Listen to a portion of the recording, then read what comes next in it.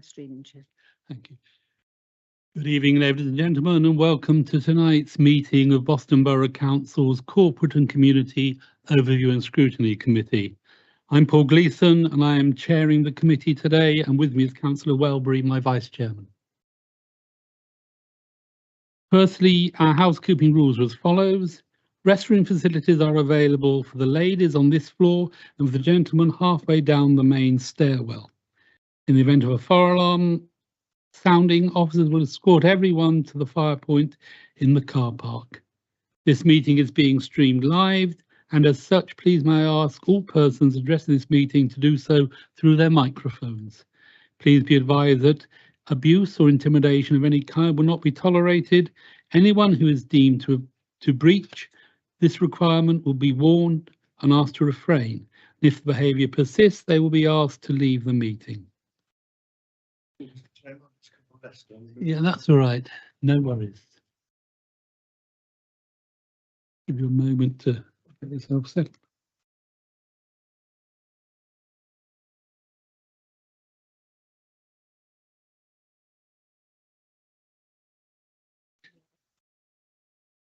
Moving to part one of the agenda, preliminary items. To receive apologies for absence and notice of substitutions, if any. Thank you, Chairman. We have apologies for absence from Councillor Yothi Ariambath, Richard Austin, Anton Danny, Chris Mountain and Helen Staples. No substitute members, Chairman. Thank you. Item 2, to sign the minutes of the previous meeting. Do I have your agreement to do this? Thank you.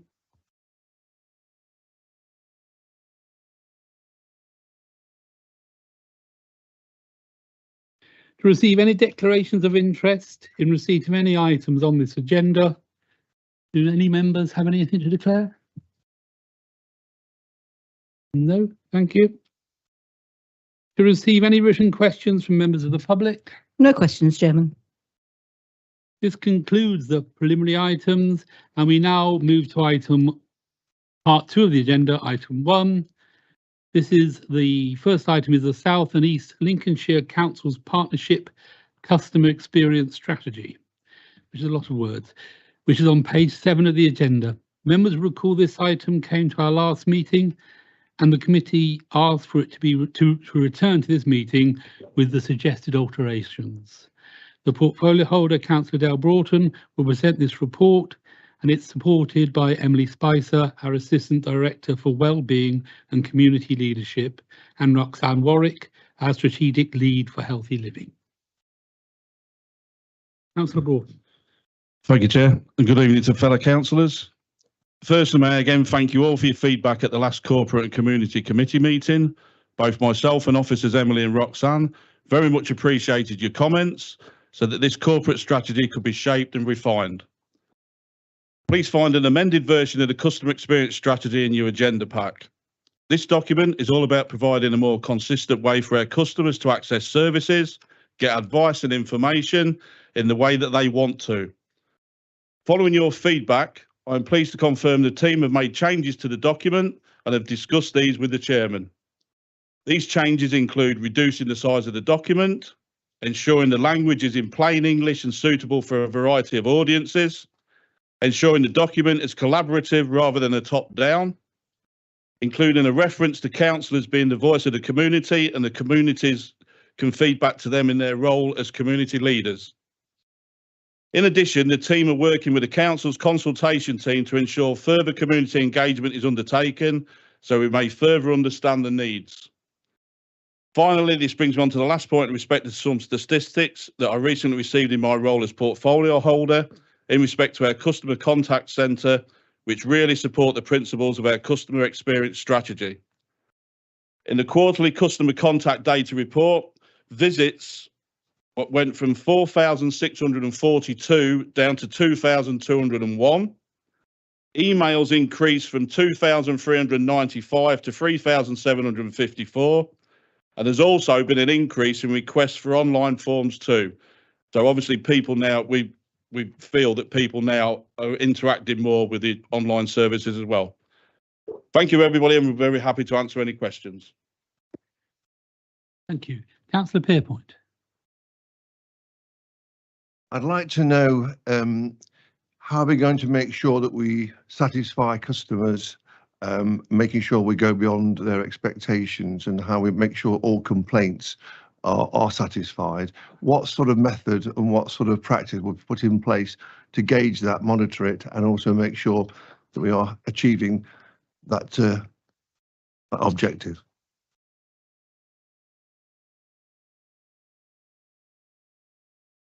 Thank you, Councillor Pierpoint. The council has quite a robust complaints process already in place that is outside this potential customer experience strategy. And your specific points, I'm very happy to take away to the team that manage the complaints process for the council. So that's something that's outside the process. We have a stage 1, a stage 2 process that is in policy, but I'm the team specifically that deals with that will have to answer those questions. So what you're saying is that there's nothing in the customer experience here about dealing with anybody's complaints at all then? Thank you. That in terms of the actual way that people interact with the council, obviously we want that to be as positive and as a best an experience as possible. The complaints process itself, which, apologies, that's what I thought the question was, is actually outside, in terms of the policy, that's outside of the strategy. From my experience of 30 years in business running customer care programs and customer service programs, that is key in any of my strategies. And I'm just concerned, where was it in here? Don't forget, I came to the first meeting and inputted quite a lot of stuff in there, which I wasn't happy with. And obviously I take it all the changes that have happened, but I'm just concerned there's nothing in here to cover that point.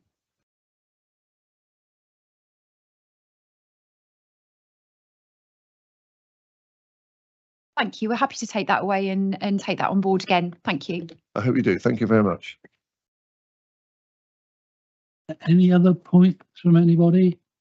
I went through the policy, the revised one, and I've taken on board, I think, the vast majority of the issues we took. It's a much more readable document, and also it's been accepted now that it's not going to be the outward-facing document.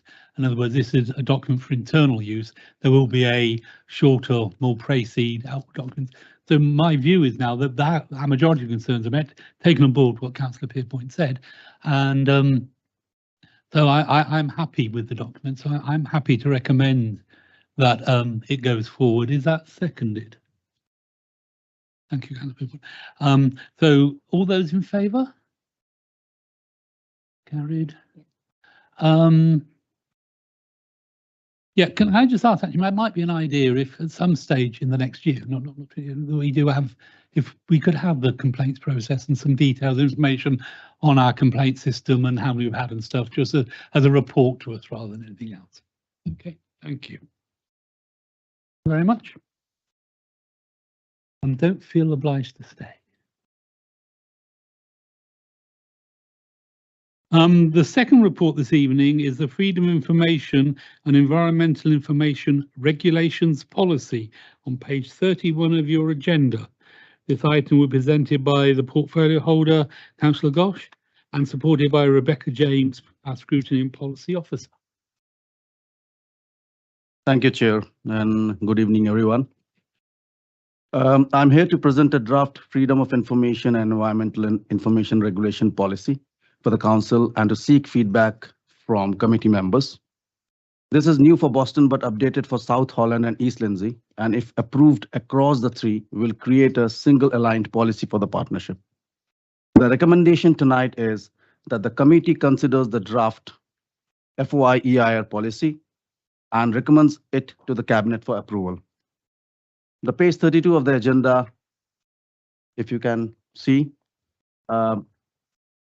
Boston Borough Council is responsible for ensuring it meets statutory requirements in relation to freedom of information and environmental information regulations. The Freedom of Information Act 2000 and Environmental Information Regulations 2004 require councils to follow certain procedures in relation to public access to information. Boston did not previously have a separate policy for FOI and EIR. Instead, there was a Freedom of Information commitment on the council website with a link at the bottom of the web page detailing how to request information from the council. Whilst this was and is an acceptable way of presenting the information, it was felt that the alignment across the partnership would provide clarity and consistency for residents, councillors, and officers. This draft policy, which starts at page 35 of the agenda pack, has been drafted as an aligned policy for all three councils in the partnership.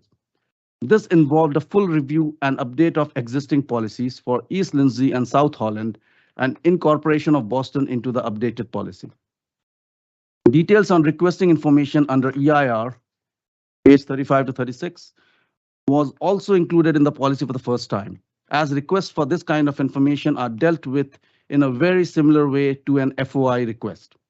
As you can see on page 36 of the agenda pack, page 2 of the policy, there are only two ways in which the information requests differ.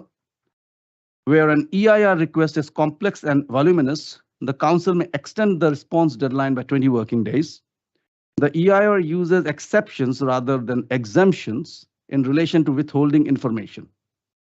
Adopting this policy will ensure that Boston Borough Council complies with all current statutory requirements. As it says at page 32 of the agenda pack, the links you see in blue throughout the policy link directly to the FOI and EIR web pages, which means that this council policy does not need updating every time is amended, as the policy will automatically link people to the latest version of the FOI and EIR.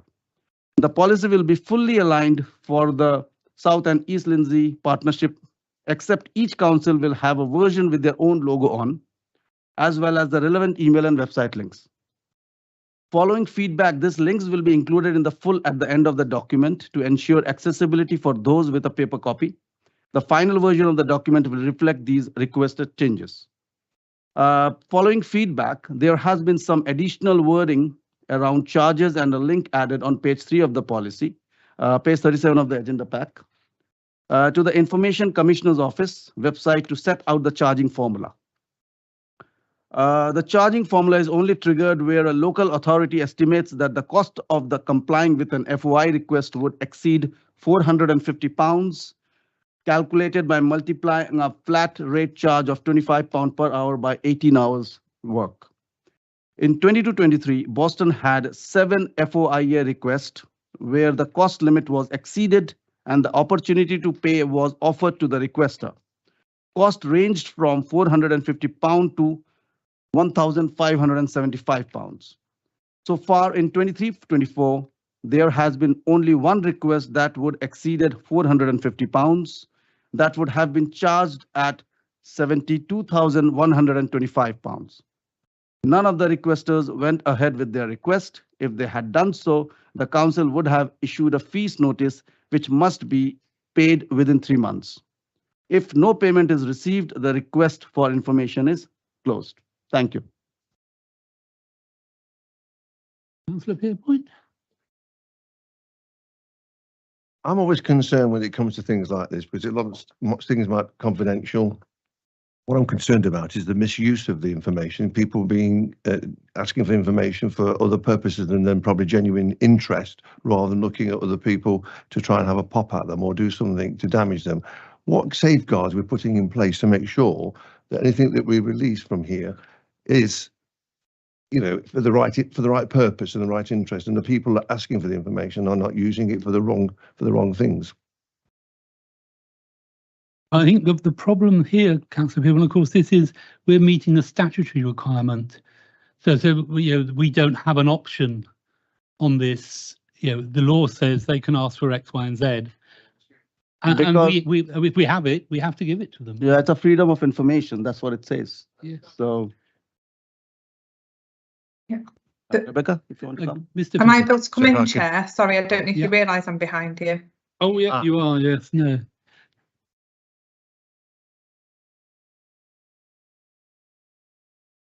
Sorry, I Yes, we wasn't can sure hear if you. Yeah, apologies. Yeah, I've got a very bad connection, so you're all very blurred. So I wasn't sure if you were aware that I was talking. I just have to turn my camera off. Apologies. There are certain things in place where if we've got, for example, commercial confidentiality, we can refuse certain requests or redact things where needed. But as somebody else said, generally we have to give them, and it is one of the things that irks that people have mischievous requests.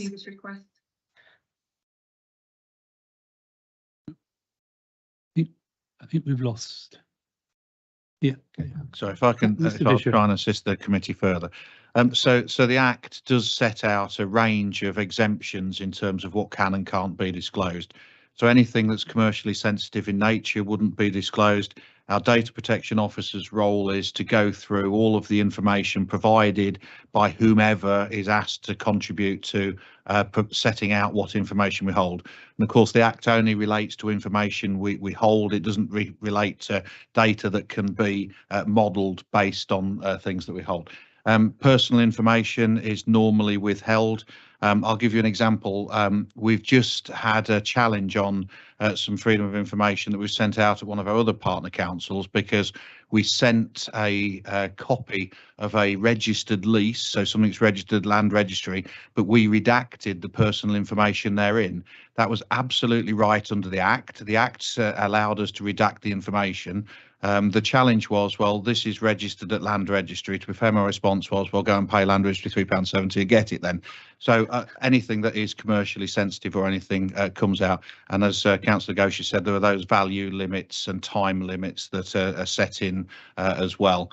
But outside of the exemptions, everything has to be laid out. Well, that's the clarification I was looking for. You just give me the answer. Thank you. Anybody else? Any comments? Again, I mean, I've read the document, and but basically it is setting out our legal requirements. So I mean, it's not something we're making up or anything like this. And so I'm more than happy to move that we recommend it to Cabinet. Is that seconded? Councillor Marson. All those in favour? Carried.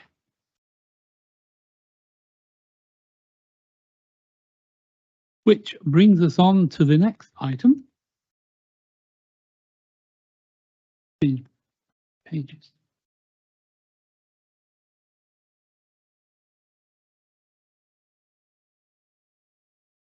The next item is the Local Council Tax Support Scheme 2024 to 2025 consultation, which is on page 39 of our papers, and we presented again by Councillor Gosh and Sharon Hammond, our Head of Revenue and Benefits. Thank you, Chair. Back again. By way of background, as a result of government's program of welfare reforms, councils have been required to develop local council tax support schemes to support low-income working-age households since 2013. Prior to this, support was based on a national council tax benefit scheme delivered by councils, but based on rules determined by the central government. Regulations provided councils with flexibility to set up their own local arrangements, although government continues to prescribe the scheme for pensioners who can receive up to 100% support. This paper focuses on the scheme for working age claimants only. Each year, the council must consider whether to revise its scheme. Just to add, schemes cannot be changed mid-year. If you can see the section 2 of the report. As a reminder, with apologies for the omission of this information in the report, Boston's current scheme provides a maximum level of support for its lowest income working age claimants of 75%, leaving at least 25% of the annual council tax bill to be paid. Total scheme expenditure in 23-24 is forecast to be around 4.1 million, which is a 9.43% increase from 22-23, in the main due to the rise in council tax and by simplifying the application process for universal credit claimants. The total cost of the current scheme to Boston Borough Council is approximately £536, which is 13%. Table 2.2 in the report shows the breakdown of caseload and expenditure between elderly and working age groups. The expenditure attributable to working age claimants is just over 2 million. For additional information, the increase in expenditure of the working age group is 23-24 compared to 22-23 is 16%. The section 3 of the report, it is recognized that low-income households are experiencing uncertainty and financial difficulties at this time. The importance of at least maintaining the current level of support has been a priority consideration for the next financial year. Council tax support schemes must strike a balance between a fair and affordable scheme which provides support to those most in need and the cost of the scheme to all residents. It is important to note that in addition to council tax support, the government provided local authorities with an allocation of £113,325. This funding provided up to £25 additional reduction in 23-24 council tax bills for all the CTS recipients. Also, Boston Borough Council provides information on a range of wider support schemes, which are either delivered by or signed by the council. Full details are maintained on the website. If we move to the section 4 of the report, Boston scheme is now heading into its 12th year, and other than some adjustments over the years, it remains largely based on the previous means tested council tax benefit schemes. As part of this year's review, additional activity has been carried out, including obtaining independent observations, benchmarking across Lincolnshire, and an internal workshop. The findings provide a strong endorsement of the need for a more fundamental review of the scheme to be carried out for implementation in future years. The objectives for the review will include modernization, simplification, and efficiency as outcomes. Work on the fundamental review will begin later this year and will include a robust data and cost modeling of potential future scheme options and full consultation in line with legislation on any proposed future scheme. Whilst Boston Borough Council will remain responsible for the decision on its own final future scheme, the fundamental review process will be an opportunity for the partnership to work together. Regarding the section 5, this section sets out the processes required by the council in considering whether to review or revise its current scheme, including the requirement for consultation with any precepting authority and persons who may have an interest. Section 6 says there is a need for fundamental reviews to be carried out in respect of Boston CTS scheme, and as such, retaining the current scheme in 24-25 will ensure a consistent approach whilst the robust and in-depth review is carried out. Other than operating the current scheme in line with the Department for Work and Pension rates, which will ensure the scheme continues to benefit vulnerable and low-income households, no scheme changes are proposed for 24-25. As the process and cost of the change for 1 year could cause change and uncertainty for claimants as well as increased administration. Consultation with major preceptors and other interested stakeholders runs until 17th of November. Section 7.1 provides more detail on how the consultation has been promoted. All feedback will be considered as part of the 24-25 scheme decision-making process. The final scheme will be considered at Cabinet in Jan with recommendation for approval to Council in March 24. Moving to the recommendation, this committee is invited to consider and provide comment to Cabinet on the proposal to retain the current scheme for the next financial year, operated in line with the DWP provisions for 24-25. Thank you. Councillor Pierpoint. I was looking through the document to see what criteria it is and how it was, how you arrived at who is in low income. I mean, I'm not familiar with all this, so you perhaps can explain to me how, what criteria is used and how we decide and arrive at the people that needed this help. Can you just explain that to me? Sharon, you can. Thank you. So this is support. Council tax support is based on people with low income, probably people who are not working, people who are on welfare benefits and come below a threshold where their needs, if you like, in terms of their income that they're getting comes below what they're actually receiving in terms of income. So it's people, as I say, who are on welfare support. It's people who are on very low incomes. It's people who are unable to work. In general, quite a lot of claimants for council tax support are on universal credit. So it's really what we do is if someone applies for the actual support, we will look at their circumstances, their household makeup, the capital levels that they've got, and if all of those are low enough under the thresholds, they may be eligible for some or full council tax support under the scheme. What about pensioners? Because it mentions pensioners in here. Do they have a different scheme or do they have the same scheme? Yes, the pensioners continue to be a prescribed scheme. So the government continue to prescribe the scheme for pensioners. We have no local discretion on that, and they can still receive up to 100%. So again, it's the lower income levels of pensioners, but it's all based on that level of income, level of capital, and the circumstances in the household. And this question might be outside your remit, but those who are physically fit on universal credit or haven't got a job and don't want to get a job, do we try and encourage those people to do that before we just hand money out or not?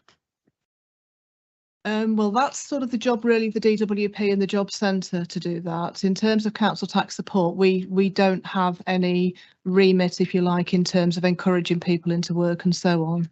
So that really would lie with the DWP and the job centre in terms of universal credit. But the regime around universal credit is such that anybody claiming universal credit will be meeting regularly with the job centre. They will be required to look for work. And the DWP universal credit can actually be sanctioned, and they can actually stop paying the benefit if there is no evidence that that individual is making efforts to look for work. And just a clarification from Councillor Sandeep, gosh, can you tell me, did you say it's going to cost another 4.1 million extra pounds this year, did you say? Did you mention 4.1 million? Yeah, I did. Yeah. So it's going to cost the council an extra 4.1 million this year? Or have I got that right? Or is that the total scheme cost? Yeah. It's actually a full cost. It's coming from the last year. Yeah, it's the same amount from last year. Yeah, we are not changing anything. So we're not having any more money going out the council on this scheme. No. You're saying the same, No, right? we are I not need changing, clarification. I thought you said 4.1 more. Thank you. Can I just clarify that point again? Council tax support is sort of demand led as well. So there will be changes. It will increase because council tax increases. So there will be an increase, but the scheme itself is not proposed to increase, but it is demand led. How much increase do you think it might go up by? Can I ask? What, council tax or? It will depend on what level of council tax is set for next year. So obviously that's not been set at this point. And in the economic circumstances that we've got, I think it would be maybe reasonable to anticipate there will be more take up of the scheme. So the cost may go up, but it's difficult to predict. Yeah, it depends upon who is applying and all those stuff. So at this moment of time, we don't have that data to say 100% that this is going to be. Yeah. Okay, I understand. Thank you. To put it rather crudely, you can get 75% if you're a non-pensioner household. You can get up to 75% of your council tax bill back. If we put the council tax up, that will be a slightly bigger amount. Until we put the council tax up, we don't know what that will be. And equally, during the course of the year, people will come in and out of this benefit. So it's slightly harder to tell how many people are going to be, in the scheme. Anybody else, any questions? I've got a few bits, but so make yourself comfy. Yeah, Councillor Woodliff, if you'd like to come forward. Thank you, Chairman, for allowing me to speak. We mentioned 75%. Supposing we made it 100%. Now, I know that when I was a member of the Conservative Party and around about 2012, 13, this came up, and I think you had in mind that because you were a member of the Labour Party at the time, I remind you, you did suggest that it may be 100%. And I think, did you not point out that what would be the cost to the borough if we made it 100%? And what would be the cost to the county? I think I remember a conversation along those lines. Perhaps you can refresh my mind. I'm sure you know better than I do. Thank you, Chairman. The cost to the borough of increasing the allowance for working families to 100% would be somewhere in the order of an extra £70,000. And that would keep in the pockets of the working families of Boston £500,000. Basically, since this scheme was introduced, we've sent the best part of £5 million to the county that we needn't have sent. So that's the point I was coming on to, but thank you for that, Councillor. No problem at all. Thank you very much for allowing me to speak. You mentioned that of the non-pensioner element, these were mainly non-working households. Is that correct?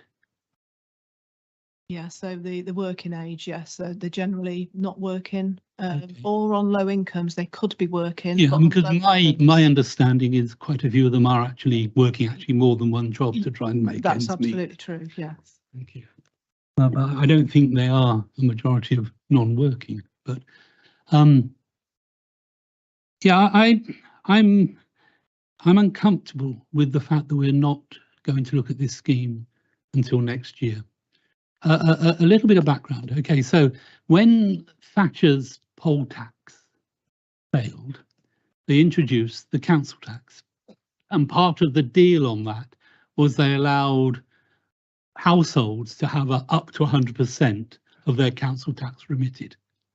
Now, after we bailed out the banks and the government decided to use austerity to pay for that, the government reduced the support it gave to council tax.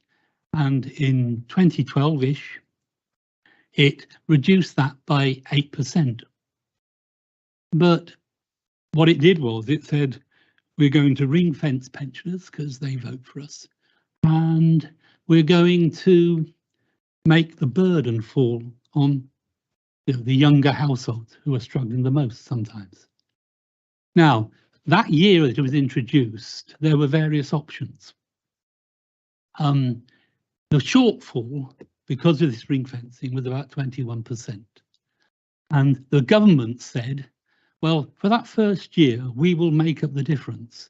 So you can just reduce the amount by 8%. In other words, you could give 92% in support, and we'll meet the rest.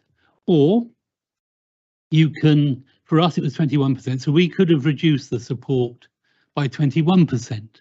So the maximum would have been 79% rather than 75%. Or you can go for a maximum of 25%.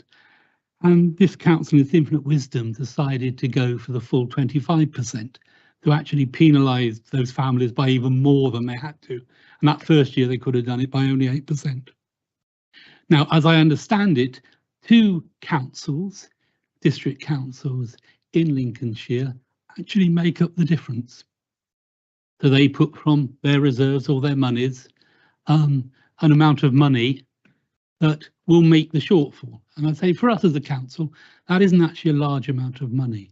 So we could, if we wished, keep, as I say, it's about £500,000 in the pockets of families who are struggling in this town, struggling because of the recession we've had, struggling for the cuts. And I do think we need to look at that with more urgency than it's something to be looked at next year. I accept to a degree this is outside of what we're seeing tonight. Tonight we just talked about the scheme, and the scheme is what it is. But I personally will be raising at council this issue. Now, I do hope people will start to think about whether we do want to keep sending this £500,000 extra to Lincoln. But anyway, I just took advantage of this being chair to make a speech. Thank you very much. Any other points? No? I mean, I'm happy to move the report out as the report is, because that's what we're looking at. It's a perfectly sensible report and things. Yeah, I don't like what it's doing, but that's another issue. Our job is to scrutinise it. Another report, it's a perfectly good report. So I'm happy to move the report to recommend to Cabinet. Is there a seconder? No.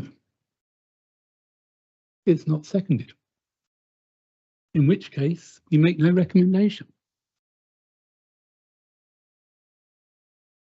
It's only for feedback through to Oh, it's only the feedback, is it? Oh, it's just feedback. Okay, so yeah, we're just for feedback. If Cabinet will take note, feedback. Thank you.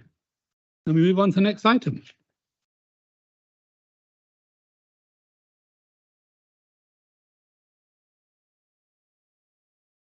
And so item 4, the Lincolnshire Discretionary Housing Financial Assistance Policy, which is page 47 of the agenda. It is Councillor John Baxter and Stuart Horton. No, Peter leave. Yeah, don't. Yeah. So Baxter. We'll put the microphone on. Thank you, Chair, and good evening, everyone. There you go, you see. It's not. So I'd like to introduce the report in agenda item 4. Its subject is the Lincolnshire Discretionary Housing Financial Assistance Policy. So the main purpose, and lots of work has gone into this, is to consider the adoption of the policy and enable eligible clients to be more consistently assisted across the South East Lincolnshire Council's partnership. So lots of hard work has gone into this. It covers the whole of 7 district councils. So I'm pleased to introduce the people who've worked really, really hard. Stuart Horton, who's the Strategic Housing Manager of the partnership, and also Adam Newman-Pring on my far left, who's the Lincolnshire Healthy and Accessible Homes Housing Lead. They've worked very hard, and also with the support of the Assistant Director, Emily Spicer, Wellbeing and Community Leadership. So I'd like to thank them, but most of all, I'd like to thank the staff in Dem Services for doing all the photocopying. Yeah, there's pages 47 to 178. So I hope you've had time to look at those. Appendix A is the assistance policy. Appendix B is the explanatory notes. And Appendix C, the red lines don't mean that they're corrections. You might think, why there are lots of red lines? That is the policy at the moment. Obviously, if this new policy is adopted, then those policy decisions will be superseded by this. So just to go through everything, I know there's lots of reading, but obviously we've got the people here who can answer any questions. So this report introduces a cross-district council policy to assist eligible vulnerable clients to live in safe homes.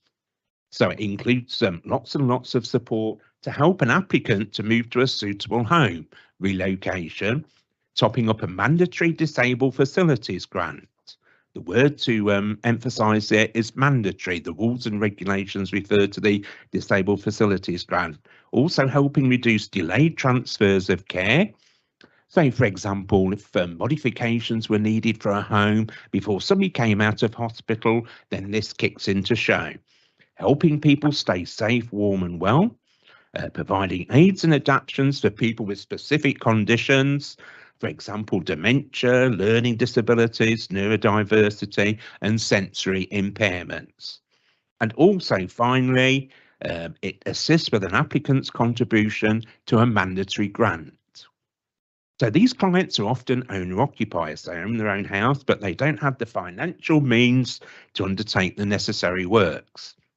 In rented properties, social and private landlords are usually responsible for the necessary work, and where disrepair issues can be addressed by informal or formal enforcement action. However, assistance is available for tenants in rented properties, depending on the nature of the issue, for example, topping up a mandatory DFG grant, which is the Disabled Facility Grant. So discretionary housing assistance is available under the Regulatory Reform Order 2002 Housing Assistance England and Wales. This order confers then on local housing authorities a power to improve living conditions in their area by providing assistance subject to having adopted a policy for the provision of the assistance. So any assistance provided under this policy is entirely discretionary. So councils are under no obligation to award this discretionary housing financial assistance. So to summarise as well, the adoption of this policy will supersede the existing and separate policies provisions for discretionary housing assistance that are currently in place across the districts, and uniform the decisions as well across the district. So I mentioned there are some of the changes in page 71 and mentioned about the red crosses. That is where the team have decided that if this policy was adopted, it supersedes that policy. So as regards development and approval. So this policy has been developed by all 7 district councils working with Lincolnshire County Council as identified within the Lincolnshire Homes for Independence Blueprint and the Lincolnshire Housing, Health and Care Delivery Group. It recommends adoption of the policy by all the districts. So this report now is doing the rounds, and it has been to South Holland and East Lindsey, and now of course comes to us for a decision. So the approval process then within our partnership and aims to conclude all across the 7 districts by early 2024. So to ensure the policy can be duly considered throughout the district's approval processes, it's recommended that the relevant director or assistant director, in consultation with the relevant member for housing, may make minor changes to the policy that arise from the other district's scrutiny, if agreed on a countrywide basis. So you can tell it's very flexible, very different to the mandatory disabled facility grant. We feel adoption of the policy would represent a significant step forward in providing a more consistent approach across the county, and most of all, it will assist low-income disabled and vulnerable owner-occupiers to remain safe and well at home. So I know it's all very technical, lots of pages, but that's why the team are here to help answer any questions. So if I leave it to you then, Chair, if we invite any questions, I'm sure one of us will be able to help. Thank you for your time. Thank you. Any questions? Councillor Pierpoint. The first question from me is, has this service been running for 12 months and how much has it cost us? Or is this a new scheme? Well, actually, it's a new scheme sort of that runs alongside the disability facility grant. So this is discretionary. It's not actually started yet, Councillor Pierpoint. This is the start of it. So I would invite Stuart, who's been involved. This is his little baby, to probably comment on that as well, please. Thank you, Mr. Chairman. John. Councillor Baxter. Yes, well, this is a new policy, but we have run a discretionary policy within one of the crossings out, to be honest, and so this is a step further to uniform it across the Lincolnshire as a whole, in the South East Lincolnshire County Council's partnership.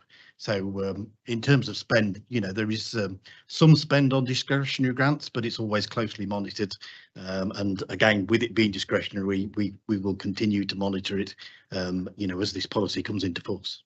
How much discretionary spend did we do for the last 12 months? Very small amounts, to be quite honest. I mean, I would say probably less than about 50,000. Lovely. What's the criteria then? It's discretionary here. So what's the criteria to give somebody a grant or help them to move house or whatever? What criteria we're working to? Well, we would be looking for a referral from an occupational therapist or healthcare professional or another agency. We sometimes become the housing department sometimes become aware of cases that need assistance. So we would look at the case. We look at the details. It depends whether it's a mandatory disabled facility grant or whether it's outside of that requirement, and then consider what the best form of action is, depending on the person and their circumstances, whether they would be better off moving to another property, in which case we would give a relocation grant to help them with the cost of that. If not, we would look at the works that are needed to the property, and then obviously cost those up and either undertake them or depending on their ability, they could seek grants as well or seek quotes as well for the work. And if that person's got a certain amount of savings above or beyond a figure, what is that figure that you use to say yes you can have a grant or no you can't have a grant? We would apply the statutory means tests for disabled facility grant, and we look at an assessment of their income and savings and decide how much support we would give them on a discretionary basis. Some people sometimes have they're asset rich but quite poor in many ways. They might have some income but have no savings whatsoever, so they're the people that would be more likely to be assisted by the policy. Certainly if they've got significant amounts of savings, then we would be less likely to help them. And also the funding, depending on the amounts we give, can be secured on their property if they're owner occupiers. And the last question from me is, this is a new scheme, you said. Is this scheme going to cost us more money or less money than we're actually forking out at the moment? I would say it would likely cost us more money because we're aiming to help more people, but the funding is from the government through the Better Care funding for this purpose. And at the present time, we have a reserve of that funding. We're aiming to use that on disabled facility grant cases and also this discretionary case, because in the long term it makes savings for our residents and also health as well. Right, from the 50 grand that we've used the last 12 months, what's the new number are we going to spend in the next 12 months if this scheme's put into operation? What sort of money are we looking at then? It's quite difficult to estimate because it depends upon uptake and promotion of the scheme. You know, we're going to sort of monitor it as we go forward. But I'm expecting that it could increase, you know, to 100,000, 200,000. Just for clarity, though, that is coming out of a government fund, isn't it? It is. It's not coming out of our budget. We're only all we do is administer it as part of our scheme. So it's not, yeah. Councillor Gleeson, that was exactly what I was going to clarify. So the Lincolnshire County Council receive all the funding from the government in terms of the Better Care Fund, and that is distributed to the 7 district councils in Lincolnshire depending on a number of criteria. So we're not talking about any additional budget that's cost the Boston taxpayer. This is through a separate grant. Councillor Marson. Thank you, Chairman. This scheme, would you say that it's got like the potential to free up healthcare, like beds in the hospital and that, because people can actually go home to the facilities that they need rather than stay in the hospital for that reason? Yeah. Wow, that's We brilliant. did mention that in the summary, actually, Yeah. Councillor. Yeah. So, yeah, for example, that's- a bad car crash and somebody was Yeah. disabled and couldn't go home. Obviously, if this was rushed through, with it being discretionary, obviously Yeah. it means that things can probably be put through quickly. So it might help them, hopefully, to go back home. The adaptions are there, all being sorted, and it Absolutely. at least is a hospital bed. Yeah. Yeah, because I know through working through the NHS, there's a lot of people in hospital that really can't go home because of that reason, which is it's a win-win then, isn't it? So yeah, thank you. Obviously, this is discretionary and it comes on top of the DFG as well. Yeah. So that's a good point. Yeah. Thank you. Thank you.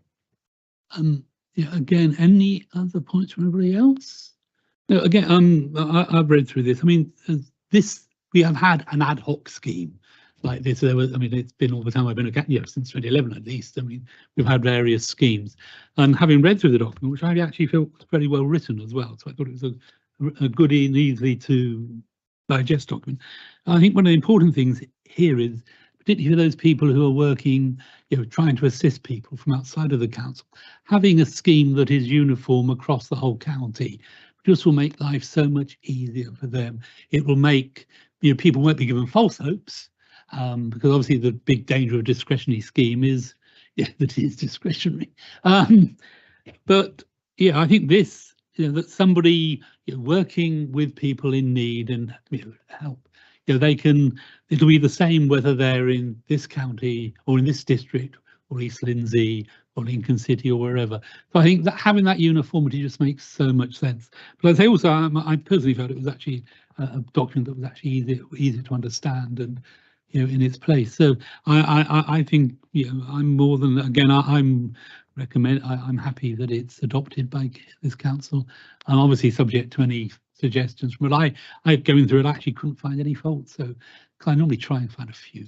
But, so a big thank you to the team who did this. I would just mention I was surprised really, because I've been involved in benefits for some time. With this grant, the government haven't altered the means tested allowance since 2009.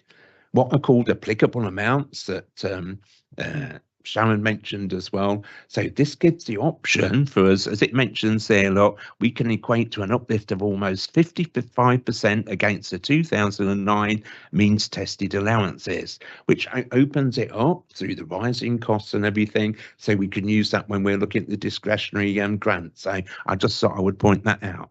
Thank you. Everybody happy that we are happy with this? Okay. Thank you. So that's the main item. The final item is our work programme. Mr. Fisher. Thank you, Mr. Chairman. The next meeting of the committee is 1st of February the only item on there is a presentation from me giving you an update on the 2013-14 work social impact of population change. So if any member has anything that they would wish to put on, I'll be more than happy to take that away. If you recall, at the last meeting, we had, mine would have been one of two items on the agenda, and obviously colleagues have put those on that have come forward from for scrutiny tonight. My colleague Mike Gildersleeves had quite gladly taken the opportunity to come and talk to you about the Boston transport strategy and give a presentation on the council's involvement in that. So that offer would clearly still be open, subject to Mike on that night not taking any disloyalty, absence or anything else. So that was something that would have come this evening, but that was also delayed. So there are two items that follow from your last meeting if you would wish those. That both of them, however, would only be information items, so not necessarily anything to make a decision on, but of course it may help the committee's thinking in future work or anything that it would wish to do. The way things are going, though, we do seem to have things that need decisions coming at relatively short notice, is that the polite set of words, to the committee. So I still think we should go ahead. I must admit, talking about the transport, I do feel there is a need for us actually to get on board with the state of the transport system at the moment. So where we stand on things, what is actually happened, what is pie in the sky.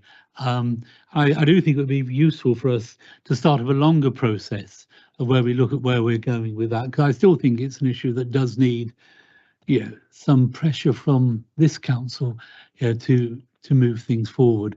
So I do think for this committee to have an overview of actually where we now stand with all the various schemes that have come and gone would not be a bad thing.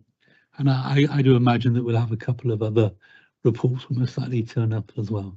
Yes, thank you, Mr. Chairman. So we'll put those two items on. What I will also do with colleagues is to really ensure that we populate as officers the forward plan. Because there is a time frame for the forward plan, and make sure that anything that's down for the executive politically, the aspiration is that they all come to scrutiny first. And we do have some things on the out of our workshop we had, which will be coming through. I still think there's a need for us to look at housing and various other things, but we also have to understand, of course, that as a council, we are under a lot of pressure for our staff and things. So I don't think it is our role to start creating work that isn't necessarily needed yet. But so thank you. May I just add, Mr. Chairman, if the committee would indulge me, your sister committee, Environment and Performance Committee, took a motion to set up a member working group looking at car parking provision in the town, and I've been asked to open up the floor and make an offer to members of your committee, Chair, whether anybody would wish to join. So if you recall, a member working group is 4 to 5 members that have an element of support from officers in terms of providing data, and then members autonomously make recommendations into the relevant scrutiny committee. E&P colleagues were really keen to look at the provision of car parking and review it. And I'm going to read from the list that the clerk has kindly provided, as I wasn't there. So the suggestion is to look at all of the car park sites across the town that the council manage and operate, to look at the usage and incomes generated from those car parks, identify reasons why they may not be used, consider the current charges with a view to alternative charging tariff strategies, and advertise these clearly on advertise where the car parks are on the roads for visitors, particularly reviewing signage along John Adams Way and other entrances into the town, so that it's as easy as possible for visitors to pull up, park and enjoy the facilities of Boston. They were really looking to push the ongoing use of car parks for events and markets to really promote our town as a destination. So the ask from your other committee is, would anybody from here like to join? I'm conscious that we've not got a full committee this evening, so if there isn't sufficient take up and we would be looking really for 3 more members to join, then I'm sure the clerk would send it out on email to all members of the committee, and that will tell whether there's sufficient appetite to run a member task group on car parks. Thank you for indulging me, Chairman. Are there any members here tonight interested in joining it? Oh yeah, no, that's fine. Oh yeah, no, exactly. So what I suggest is, because obviously illness has hit some of our members, if we do just send the invite out to the other members. I am quite interested myself, but as chair, I would like to try and avoid being on it because I don't think it's the role. But I do agree. You know, one of my feelings has been for many years that it's the way we set our tariffs that is failing a bit on the car park. You know, we can't afford to lose the money. All the you know, what people don't seem to realise that if we lose the £1 million that we get roughly from the car parks, that's £1 million we've got to get from our council tax, and then it becomes a different game if you ask them for that. So, but if members would consider it, and if we can, it would be I think it would be a good thing forward. Yeah, With it being a member working group, you will structure it yourself. So when you meet for the first time, I'll arrange a meeting for you. You'll all sit down, you decide who's going to chair it, what the key points are you want to look at, the officers that you want to speak to, and you can sometimes 2 or 3 meetings does it. Sometimes you might need 6 or 7. It just depends. thank you. Yeah, you see, with a members working group like this, basically you don't have officers there. You call officers you want to talk to you, and you ask them your questions. So you work it out all yourself. So this isn't a officer-led thing at all. Okay. So thank you all very much for your time. And it's a bit early, really, but this is our last meeting before Christmas. So Merry Christmas.